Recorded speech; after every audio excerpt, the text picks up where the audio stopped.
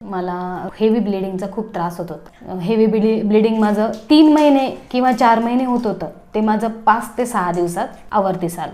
बाहेर मी 3 वर्ष ट्रीटमेंट घेतली, तर काहीच उपयोग झाला नाही मला. की मी त्या निर्णयावर ठाम होते की नाही, मला आता गर्भपिशवी काढावीच लागेल. तो निर्णय मी आता बदललेला आहे. रोहिती आयुर्वेदमध्ये जे ट्रीटमेंट मिळते ती ट्रीटमेंट घ्या आणि तुमच्या शरीराचा जो महत्त्वाचा पार्ट आहे तो गमावण्यापासून स्वतःला वाचवा. माझं नाव कल्पना मारुती दातीर.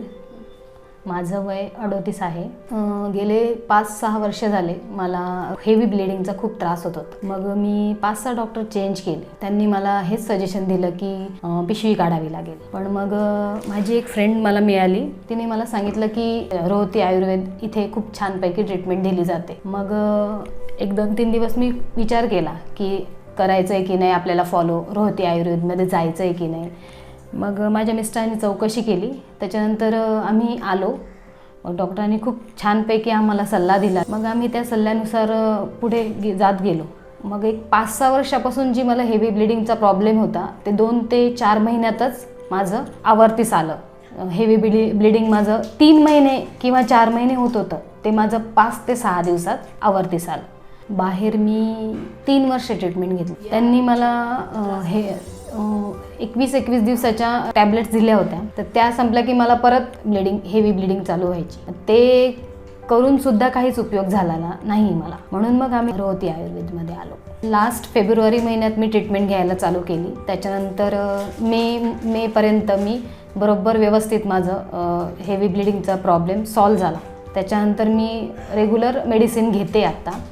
आणि सुदैवाने मला रोहिती आयुर्वेद मिळालं आणि त्यांनी सांगितलं की गर्भपिशवी काढण्याचे काय नुकसान असतं आणि ठेवण्याचे काय फायदे असतात हे त्यांनी मला व्यवस्थित चांगल्या प्रकारे पटवून दिलं. आणि हेवी ब्लिडिंगचा जो मला 4 ते 5 वर्षापासून त्रास होत होता, खूप म्हणजे त्या त्रासापासून मी कंटाळली होती. मग असा विचार केला, आलो आम्ही दवाखान्यात या हॉस्पिटलमध्ये. नंतर येऊन मग सगळं ट्रीटमेंट फॉलो केली मी.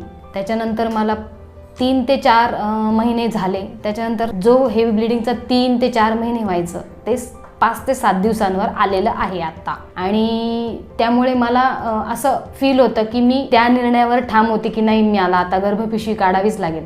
तो निर्णय मी आता बदललेला आहे. कारण की ह्या डॉक्टरांनी मला व्यवस्थित छान प्रकारे जे समजून सांगितलं की गर्भपिशवी काढण्याचे जे दुष्परिणाम असतात आणि ठेवण्याचे जे चांगले परिणाम असतात ते आज मला माझ्या या रोहिती आयुर्वेदमध्ये येऊन मला हे व्यवस्थित प्रकारे समजलेलं आहे. आणि मी माझ्यासारख्याच ज्या लेडीज आहेत त्यांना मी सांगू इच्छिते, हेवी ब्लिडिंग ज्यांना होतं त्यांना मी सांगू इच्छिते की तुम्ही गर्भपिशवी काढण्याचा जो निर्णय घेतला असेल तर तो करू नये. आणि रोहिती आयुर्वेदमध्ये जे ट्रीटमेंट मिळते ती ट्रीटमेंट घ्या आणि तुमच्या शरीराचा जो महत्त्वाचा पार्ट आहे तो गमावण्यापासून स्वतःला वाचवा. आणि थँकफुल आहे मी की आज मी गर्भपिशवी न काढण्याचा निर्णय घेतला. थँक्यू रोहिती आयुर्वेद. डॉक्टरांनी मला चांगला सल्ला दिला, त्याच्याबद्दल आभारी आहे.